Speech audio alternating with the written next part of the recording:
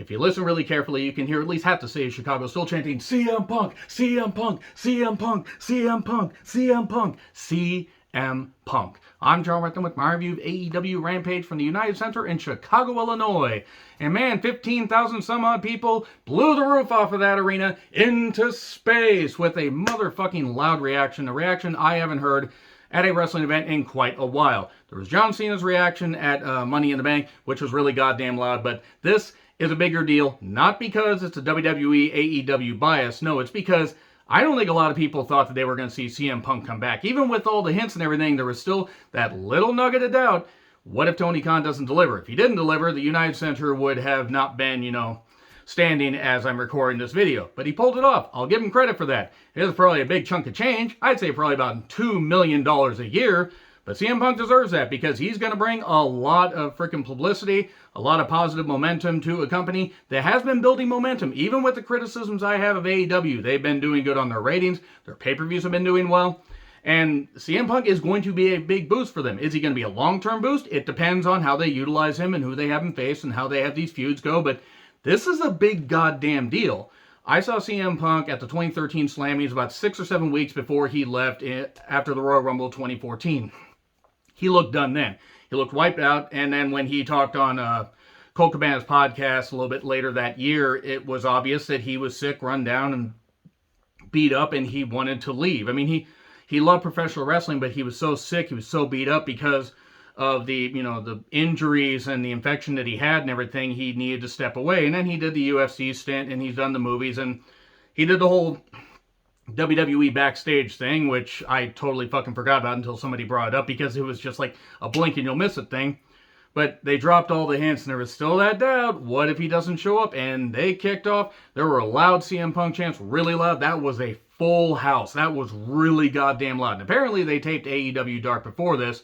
17 fucking matches. So the fact they sat through that many goddamn matches, they were raring to go. They were raring to go. And if they actually didn't start the show like this, I don't know if the fans would have been very happy.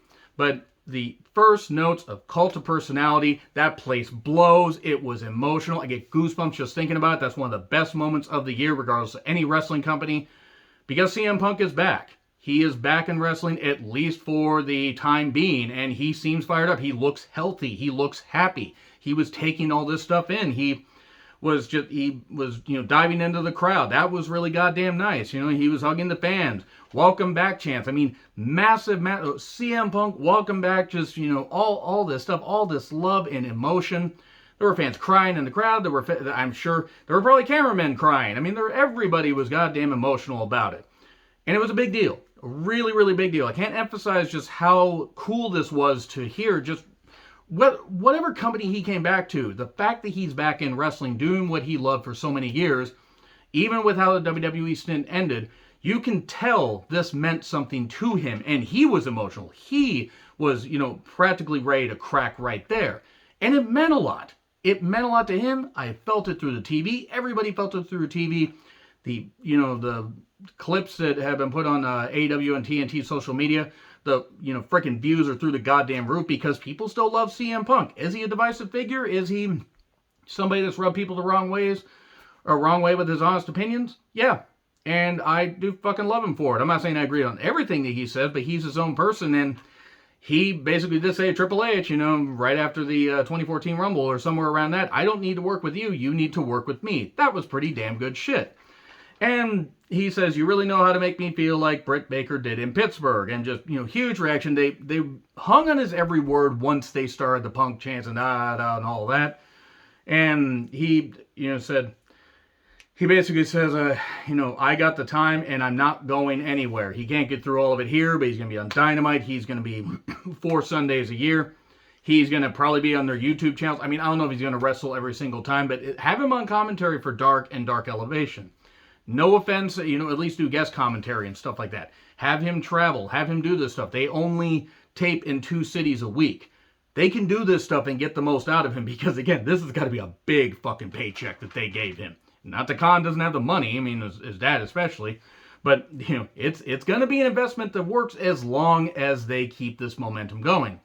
He says he understands why the fans were upset at him, but as long as he is allowed to explain himself, and that he said he couldn't stay in the place that got him sick. And that makes sense. It was really, really good shit. Like, it was...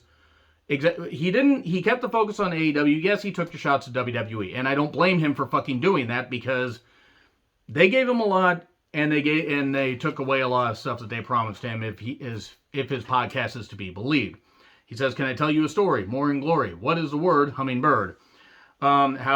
He felt like he left professional wrestling when he left Ring of Honor, and that where he was going, guys like him weren't necessarily going to succeed, because he helped build Ring of Honor. He was one of the stalwarts and people that helped build Ring of Honor and build up the reputation and everything.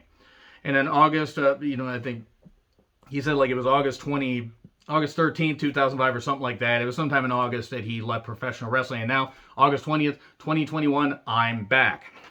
He's got a brand new shirt and everything. Apparently, it crashed the Pro Wrestling Tees website, according to some people that tried to get on it, which I'm not shocked. I mean, and that's a big goddamn deal. I mean, imagine the money he's going to earn. And if he's not at least keeping all of his merch money, it's a missed opportunity. I'm just saying, he's got a name.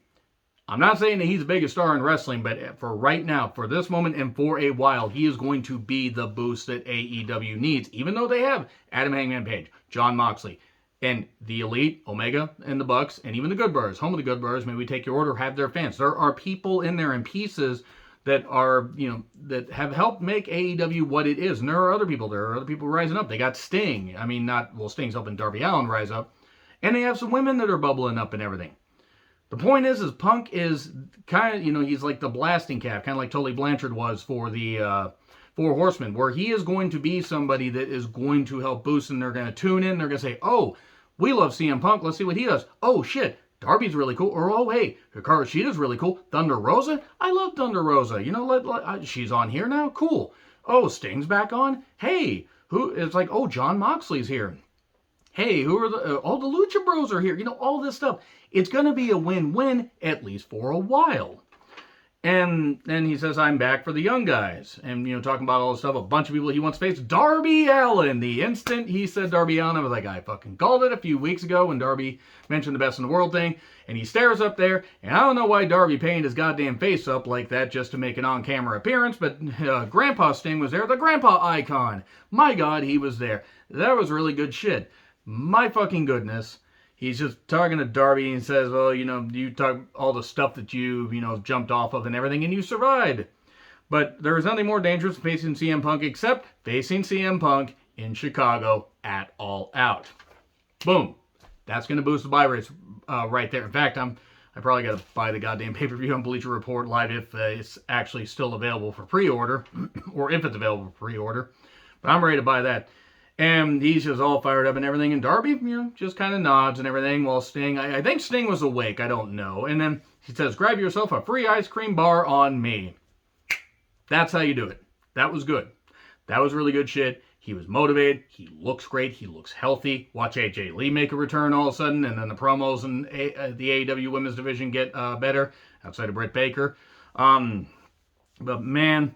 that was really good shit. That was the first 18 minutes of the show. And then it was all downhill from there. No, that's unfair. The rest of the card was there, but this is the way you start off. If they don't do at least 1.5 to 2 million people, if Punk isn't the kind of boost to double or even triple their ratings for one night, then I'm going to be amazed. Now, maybe he did a whole lot more. I don't know. But I'm going to be interested to see what the Dynamite ratings will be, because he is going to be in Milwaukee. No, not Green Bay, but anyway. It's a little R-Truth dig right there. I think it's going to be a boost, at least for now. Now, we'll see how it is by, say, end of the year. But I think up to Full Gear, I think Punk's going to be a pretty big boost for them. And then let's see how things go. But him versus Darby Allin, going to be pretty interesting. And now we go to Christian backstage firing up Jurassic Express and, unfortunately, the stupid midget. And remember when Private Party mattered? Remember when they did, and when they didn't look like, idiots, and Matt Hardy actually had value to a wrestling company, because he doesn't now. So the pop for Tarzan Boy. Oh, whoa, whoa, whoa, whoa, whoa, whoa. Jurassic Express with the midget took on Private Party with Matt. World Tag Title semifinal eliminator match, because it's a four-team elimination tournament. They really should have involved more teams to give it a little bit of this, but they kind of hot-shot this fucking thing, because the pay-per-view's in a couple weeks. The Bucks were on stage. dressed ridiculously. And unfortunately, Cutler was also there. Nothing against Brandon Cutler as a person, but this whole elite thing, the elite, the elite. That's all I got to say about that. I don't care, by the way, if people get offended, because you can be a fan of the elite all you want. But anyway, the Lucha Bros and Varsity Blondes were in the front row. And Julia with a J-U-L-A-A, Hart, was having to stand on a chair because she's really short.